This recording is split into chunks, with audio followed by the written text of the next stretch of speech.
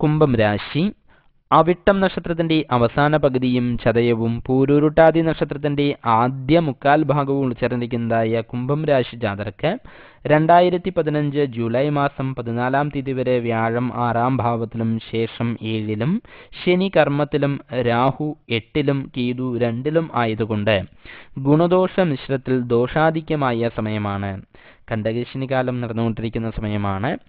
വർഷം പകുതി വരെ വളരെയധികം മോശം സമയമാണ്. പലവിധ ആരോപണങ്ങൾ കേൾക്കുവാനും സജ്ജനങ്ങളുടെ ശത്രുതയ്ക്കും യോഗമുണ്ട്.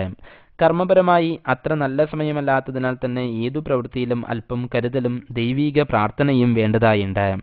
മനസ്സിനെ അലട്ടാനിടയുള്ള പല കാര്യങ്ങളിലും സംഭവിച്ചേക്കാം.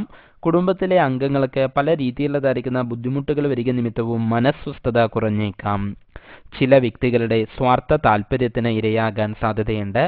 ആളുകളുടെ അനാവശ്യ ശത്രുതയും ഉണ്ടായേക്കാം.